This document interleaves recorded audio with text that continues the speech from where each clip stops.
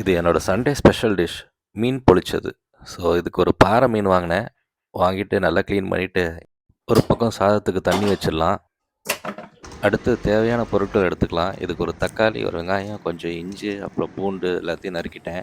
அடுத்து ஒரு பாத்திரத்தில் மஞ்சத்தூள், மிளகாத்தூள், இஞ்சி பூண்டு பேஸ்ட் எல்லாத்தையும் சேர்த்து மிக்ஸ் பண்ணிக்கலாம். மீனில் இந்த மாதிரி சைடில் கட் கட்டாக போட்டிருந்தேன். ஸோ, அதில் நம்ம அந்த மசாலா தடவி நல்லா மீனை மேரினேட் பண்ணி வச்சிடலாம் கொஞ்ச நேரம். இன் பிட்வீனில் சோறு வெந்துருச்சு. நம்ம நெக்ஸ்ட்டு நம்ம வெட்டி வச்ச தக்காளி வெங்காயத்தை எடுத்துகிட்டு அது கூட ஒரு அரை மூடி தேங்காய் எடுத்துகிட்டு அதை நறுக்கி அதில் வந்து தேங்காய் பால் எடுத்துக்கலாம். அதை அப்படியே எல்லாத்தையும் வதக்கிட்டு கடைசியில் தேங்காய் பாலை ஊற்றினா நல்லா கிரேவியாக ஒரு கன்சிஸ்டன்சி வரும். இப்போ வந்து ஒரு பேனில் வந்து நம்ம எடுத்து வச்ச மீனை ஒரு 2 நிமிஷம் இந்த சைடு அந்த சைடு ரோஸ்ட் பண்ணிக்கலாம். அதுக்கு அடுத்தது ஒரு இலையை எடுத்து நல்லா கேஸ் அடுப்பில் வாட்டினீங்கன்னா அப்படியே நல்லா பேப்பர் மாதிரி ஆகிடும். பேப்பரில் கர்ச்சீஃப் மாதிரி ஆகிடும். ஸோ இப்போது நீங்கள் அந்த இலையை அப்படியே அடுப்பில் வச்சுட்டு நம்ம எடுத்து வச்ச கிரேவியை அப்படியே மேலே ஸ்ப்ரெட் பண்ணி விட்டுட்டு நம்மளோட மீனை அப்படி வச்சுட்டு திருப்பி அதுக்கு மேலே மீதி உள்ள கிரேவி வச்சுட்டு நல்லா அப்படியே பேக் பண்ணிடலாம்.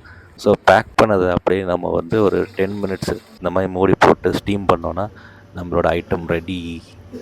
அவ்வளோதான். நெக்ஸ்ட்டு டேஸ்ட் பார்க்குறது தான் வேலை. நல்லா ஜூஸியாக, சாஃப்டாக, டெண்டராக இருந்துச்சுங்க. ஸோ இதுக்கு வந்து அந்த மேலே இருக்க கிரேவி வச்சு நீங்கள் பிசைஞ்சு சாப்பிட்றலாம். அல்டிமேட்டாக இருந்துச்சு.